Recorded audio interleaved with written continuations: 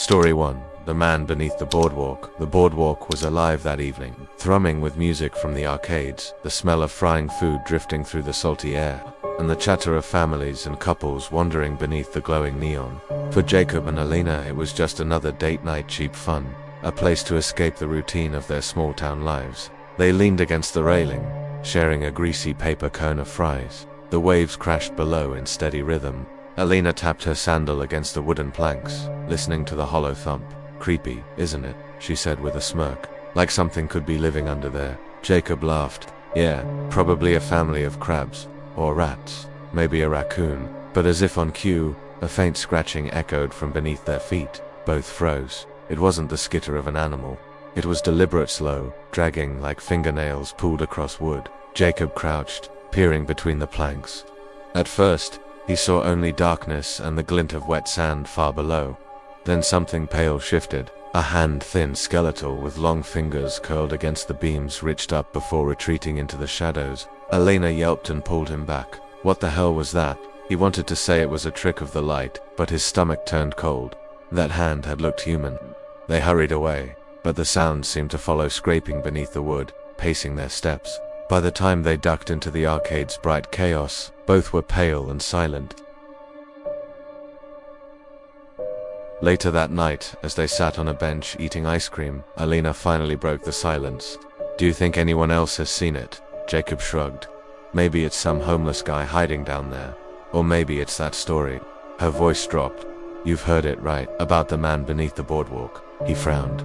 "No, there was this guy years ago, lived down there after he lost his job. People said he went crazy.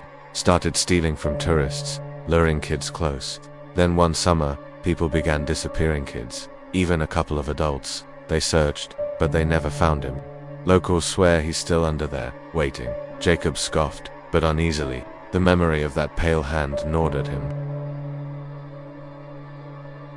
That night, Jacob couldn't sleep. Elena's story replayed in his head. He told himself it was urban legend nonsense, but the scratching sound was lodged in his ears. By 2 a.m., he was back at the boardwalk, flashlight in hand. The place was deserted. The ride stood silent, neon signs dark, the ocean black and restless. He crouched near the railing, listening. At first, nothing, then there it was again. Scrape, scrape. His pulse quickened. He found a narrow maintenance hatch and pried it open. The smell hit him first trot, damp wood and something coppery. He hesitated, then slid beneath. The space was cramped, beams slick with sea spray. His flashlight beam caught glimmers in the dark. At first he thought they were seashells, but as he moved closer, his stomach churned. Bones, small ones, some gnawed clean, piles of them, tangled with scraps of clothing, bracelets, and keys. Trinkets stolen from the boardwalk above. His beam froze on something else. A figure crouched against the far beam, skin pale as wax, stretched tight over bones, its head cocked unnaturally, eyes wide and milky white. When the light hit it, it hissed, baring blackened teeth.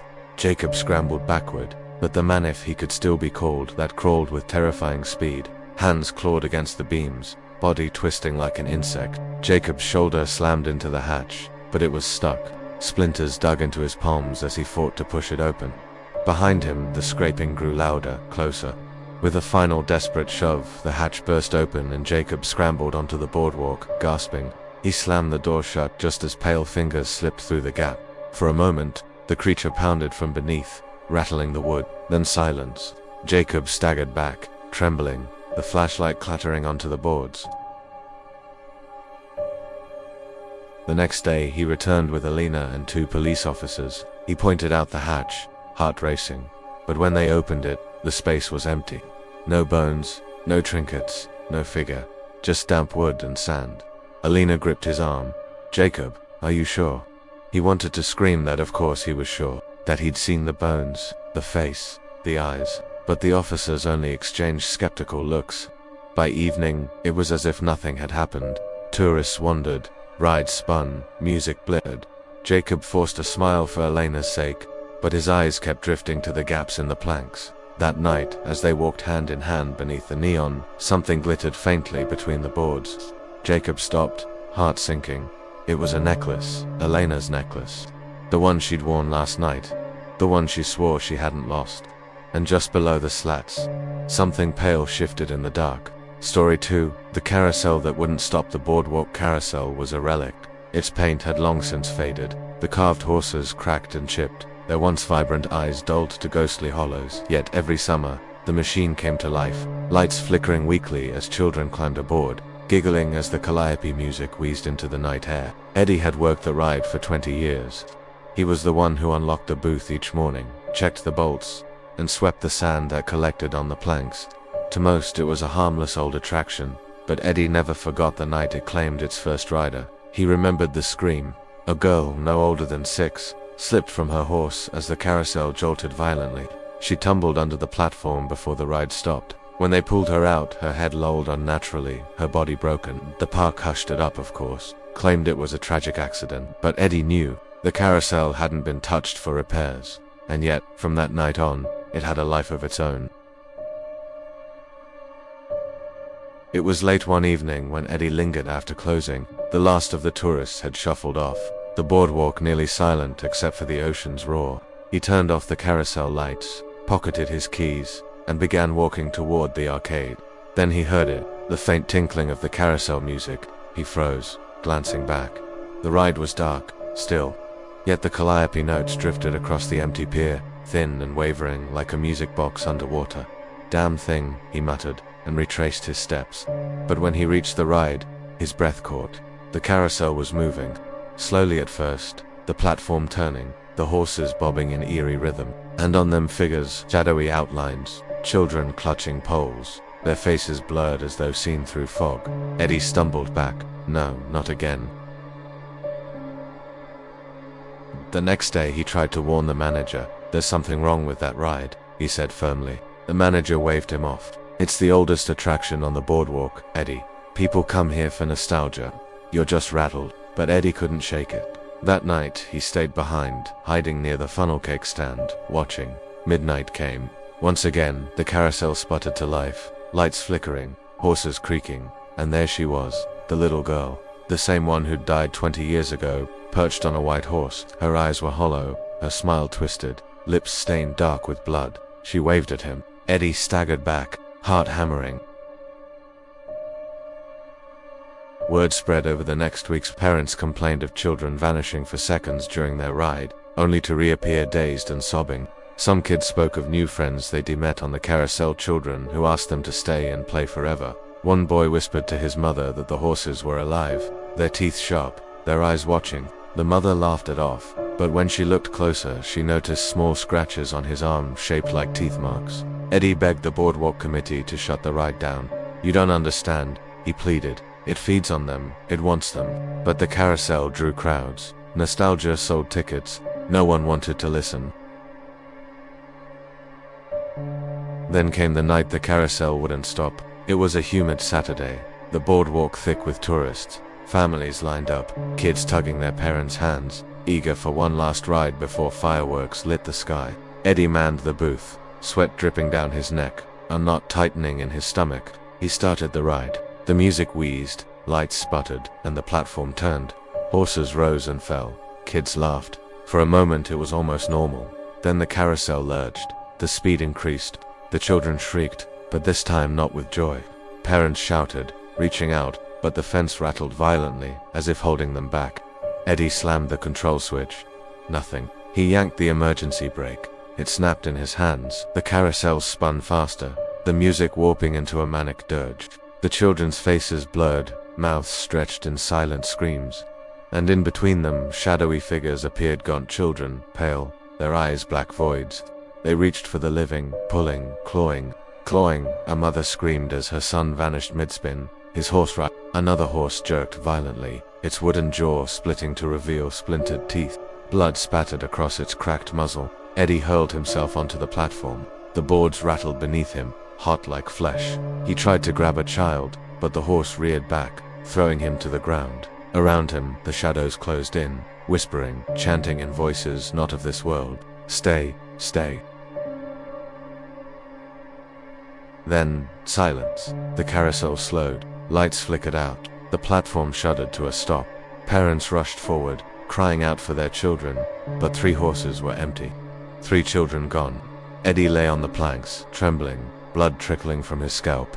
He looked up at the far edge of the carousel. The little girl sat on her white horse, smiling, and beside her, 3 new figures sat fresh, pale, hollow-eyed. The ride operator booth was locked the next morning, closed for maintenance, the sign read. Weeks later, the carousel was dismantled and stored in a warehouse miles from the pier, but workers whispered. At night, they heard faint music echoing through the dark, horses rocking on their own, and once a man swore he saw a little girl peering out from between the stacked boards, her bloody smile never fading. Story 3, The Fortune Teller's Last Reading. The fortune teller's booth sat tucked between the flashing arcades and a taffy stand. Its paint was chipped, its curtain faded from deep crimson to a tired pink, and its wooden sign creaked in the sea breeze. Madame Seraphine, your future revealed. Most Boardwalk visitors ignored it, preferring the bright rides and noisy games. But on a dare, 3 friends Maya, Jordan, and Lexi wandered toward the booth one muggy summer evening.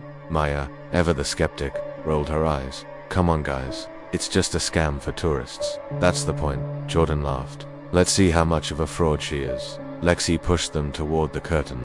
Maya, you go first. You're the one who doesn't believe. With a groan, Maya ducked inside. The booth was dimly lit by a single candle. The scent of incense clung to the air, thick and bitter. A woman sat behind a small round table, her face hidden beneath a dark veil. Her hands were pale and skeletal, the nails long and sharp. Sit, the woman rasped. Maya smirked, taking the seat across from her. Okay, madame, tell me my future. The woman didn't touch the deck of tarot cards at her side. Instead, she reached across the table and grabbed Maya's wrist. Her grip was cold, unnaturally strong. The air seemed to thicken. The candle guttered. You will die on these planks before the moon sets, the woman whispered. Maya laughed nervously, yanking her hand back. Good one. How much do I owe you? The woman didn't answer. She simply stared, her eyes milky white beneath the veil. Outside, Maya recounted the experience with a sarcastic laugh. She told me I'm gonna die tonight. On the boardwalk. Spooky, right? Lexi shuddered. That's kinda intense. Jordan waved it off. Classic scare tactic, old trick. But as they walked, Maya noticed strange things. A nail jutting up from the planks snagged her sandal strap. A flickering light bulb buzzed and popped as she passed. A railing splintered beneath her palm, drawing a bead of blood. The boardwalk felt hostile somehow, as if watching. She shook her head. Coincidences, that's all. As the evening wore on, the boardwalk grew quieter. The rides shut down, the vendors packed up. The friends lingered, eating cotton candy and joking to mask the unease. Maya kept glancing back at the fortune teller's booth. Each time, she swore the curtain fluttered, though there was no wind. When the 3 finally decided to head home, Maya's stomach churned. They passed the booth again. The sign creaked, though the night air was still. Lexi whispered, what if she was serious? Then I'll sue her for giving me a heart attack, Maya said, forcing a laugh. But deep down, fear gnawed at her. At the far end of the boardwalk, Jordan stopped at a vending machine. You 2 go ahead, I'll catch up. Maya and Lexi walked on, their footsteps echoing. The waves crashed in the distance. The boardwalk seemed too empty, too hollow. Then they heard it, a dragging sound behind them, slow, heavy. They spun around. Nothing, only shadows stretching across the planks. Lexi grabbed Maya's hand. Let's just go. But Maya froze. She saw something between the slats of wood beneath their feet. A pale hand, thin and skeletal, reaching upward before withdrawing. Her breath caught. Lexi. Before she could say more, the planks groaned. A sharp crack split the silence. The wood beneath Maya's foot gave way. She plunged downward with a scream, splinters ripping at her skin. Lexi grabbed her wrist, pulling desperately, but something else grabbed too from below. Cold fingers wrapped around Maya's ankle, tugging with inhuman strength. No, Lexi shrieked. She pulled with all her strength, but the force below was stronger. Maya's eyes widened. She thought of the fortune teller's words. You will die on these planks before the moon sets. With a final yank, she slipped from Lexi's grip. Her scream echoed as the darkness swallowed her. The hole in the boardwalk sealed shut as though it had never existed.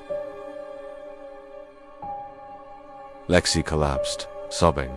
Jordan came running, confused, shouting Maya's name. But there was nothing, no hole, no sign she had ever fallen. Just the endless creak of the old wood and the distant roar of the sea. They went to the police. Search dogs, divers, and volunteers combed the beach below. They found nothing, no body, no trace. When Lexi returned the next day, the fortune teller's booth stood shuttered. The curtain was gone, the sign faded almost to nothing. Dust coated the table inside, as though no one had sat there in years. But on the table lay a single tarot card, Death. That night, as Lexi tried to sleep, she swore she heard the faint sound of a woman's voice carried on the sea breeze.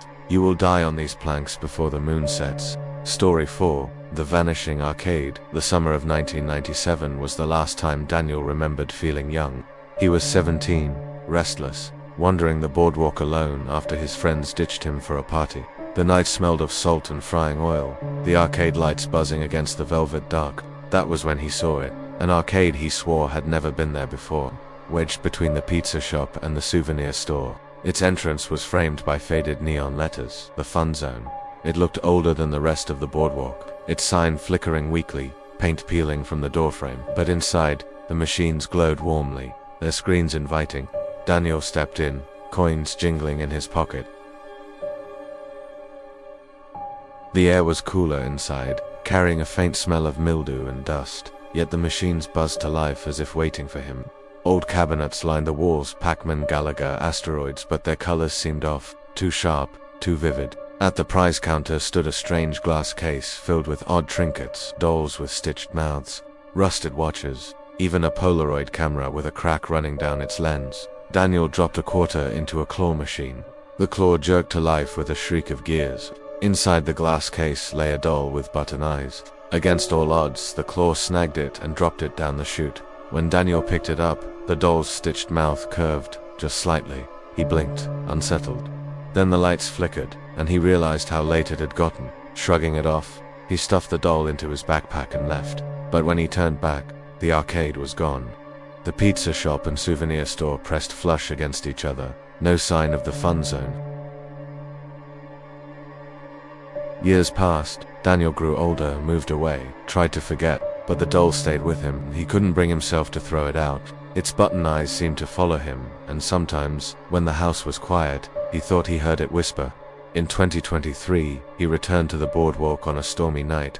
The sea crashed angrily against the pylons, lightning flashing across the sky. The familiar neon glow comforted him, but as he passed the old pizza shop, his breath caught. There it was. The Fun Zone, the same cracked sign, the same humming machines. His pulse quickened, dread and curiosity battling within him. Against his better judgment, he stepped inside. The air was colder this time, sharp enough to make him shiver. The machines lit up in a cascade, one by one, screens flickering with distorted colors. But these weren't the games he remembered. The Pac-Man cabinet displayed not pellets and ghosts, but screaming faces chasing a figure through endless corridors. In Gallagher, the ships fired not lasers, but jagged teeth, gnashing across the screen. Daniel backed toward the door, but it was gone. Behind him stretched only rows of more machines, endless, stretching into the dark. From his backpack came a faint sound, a whisper. The doll. He pulled it out. Its stitched mouth was open now, the thread dangling loose. Play, it whispered. Daniel's shaking hand dropped a coin into the nearest cabinet. The screen flared. His reflection stared back at him, then warped. His face melted, stretched eyes bulging. The joystick twitched in his grip, warm, pulsing like flesh. He screamed and tore himself free, but his hand wouldn't let go. The joystick seemed fused to his skin. On the screen, his distorted reflection pounded at the glass, begging, "Let me out," it mouthed. He wrenched his hand back with a cry. Skin tore, blood streaked down his wrist, but the joystick clung, embedded. The doll in his other hand giggled. Around him, the machines crackled. Faces pressed against every screen, children, teenagers, adults, all screaming, pounding, their palms leaving bloody smears against the glass, the air filled with whispers. Stay, play forever, stay. Daniel staggered deeper into the arcade, desperate to find an exit. The prize counter loomed ahead. He slammed into it, breath ragged. Inside the glass case, the trinkets shifted, moving on their own. A rusted watch ticked backward. The cracked Polaroid camera clicked, its flash blinding him. When his vision cleared, his stomach turned. Behind the glass, he saw himself, his own body, frozen, pale, mouth stitched shut with black thread, the doll in his hand twisted, its button eyes gleaming. "Your turn." Lightning cracked outside. For a moment, Daniel glimpsed the real boardwalk through a gap in the machines. People walked, oblivious, laughing, eating ice cream. He hurled himself toward it, smashing against the invisible wall. "Help," he screamed. His voice didn't carry. His fists left bloody smears against glass. He realized with horror he was inside a cabinet now. On the other side of the screen, a new player approached. A child, quarter in hand. The machine lit up. His reflection smiled against his will, moving like a puppet. His hands, no longer his, gripped the joystick. "Welcome to the fun zone," whispered the voice in his ear. The next morning, the storm passed. The boardwalk bustled as usual. Parents bought taffy, kids played games, and the neon signs hummed. Between the pizza shop and the souvenir store was only an empty stretch of wall, no sign of an arcade. But later that week, a boy brought home a strange prize he swore he'd won, a doll with stitched eyes. And when his mother looked away, he whispered to it, "Do you want to play a game?" Story 5. The Drowned Girl at Pier's End. The far edge of the boardwalk was different from the bright arcades and bustling rides. Out there, the crowds thinned, the lights dimmed, and the air grew colder. Fishermen gathered at the pier's end, casting lines into the black water, their lanterns swaying in the salty wind. Earl had fished that spot for 30 years. He said the ocean was calmer at night, quieter. Though he never liked to admit the truth, something about the pier unsettled him. The wood creaked like bones, and sometimes he swore he heard footsteps where none should be. That night, 3 men joined him. Carl, a retiree with more stories than fish, Mike young and reckless, always smoking, and Jonah, quiet eyes fixed on the horizon. The tide rolled heavy, fog thickening around the pylons. Then Earl saw her, a girl in a dripping white dress, barefoot hair plastered to her face. She walked slowly along the pier, head tilted as if searching. "Evening," Miss Earl called, though his throat tightened. She didn't answer. She stopped near them, water pooling at her feet, though the boards beneath were dry. In a voice soft as the tide, she whispered, "Can you help me find my family?" Mike shifted uncomfortably. "Lady, you okay? You shouldn't be out here." But when he stepped closer, the fog rolled thicker, swallowing her shape. When it cleared, she was gone. Only damp footprints remained, leading to the railing. Carl muttered, "Not again." The others stared at him. Again. Carl's cigarette shook in his hand. "I've heard of her, local legend. Years ago, a girl drowned here during a storm. Folks say she wanders the pier, looking for her family. But if you follow her," he trailed off, eyes dark, "you don't come back." Earl scoffed, but his hands trembled on his rod.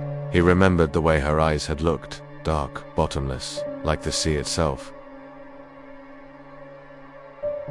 They tried to laugh it off, but the night grew heavier. The waves slapped harder against the pylons, and the fog pressed close, muffling the sound of the world. Then Jonah stood abruptly, staring down the pier. "She's back." Sure enough, the girl stood at the far railing, her soaked dress clinging to her frame. She lifted a pale hand, beckoning.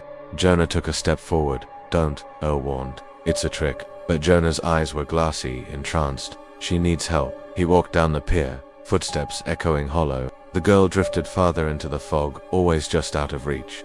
Jonah's figure blurred, swallowed by mist. Then came the scream, a sharp, drowning wail that cut off suddenly. When the fog lifted, Jonah was gone.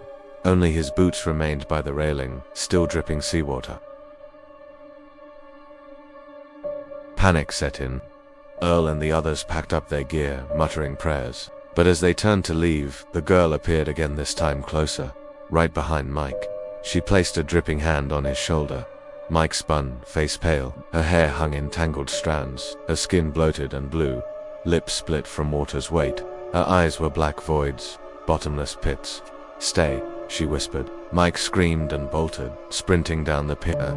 The fog swallowed him whole. His footsteps pounded, then stopped. Silence. Earl and Carl dared not move. The lantern swung wildly, casting shadows that seemed to reach for them. Then they saw 2 shapes emerging from the fog. Not 1, but 2. The girl in white and beside her, Jonah. His skin pale, his hair dripping, his eyes just as hollow. He smiled faintly, water spilling from his mouth. Behind them came another figure, Mike, stumbling, clothes soaked, eyes black as tar. Carl broke. He dropped his rod and ran. His footsteps thundered down the planks. Earl followed, lungs burning, the sound of sloshing water and whispers chasing close behind. Stay with us, stay forever. Earl didn't dare look back. He ran until the pier gave way to the boardwalk's brighter lights, until the laughter of tourists drowned out the whispers. Only then did he collapse, gasping, sweat and seawater mingling on his skin. When he looked back, the pier was shrouded in fog once more. The lantern they'd left behind still swung faintly, though no wind blew. The next morning, fishermen found Carl's rod at the pier's edge, his tackle box overturned. He was never seen again. Earl never returned to that spot. He avoided the boardwalk entirely, but he couldn't escape the sound. Late at night, when the world was quiet, he swore he heard footsteps on wet planks, the creak of the pier, and a girl's soft voice carried by the wind. Can you help me find my family? And sometimes, when he closed his eyes, he saw not just the girl, but Jonah, Mike, and Carl walking the pier beside her, dripping seawater, their black eyes fixed on him.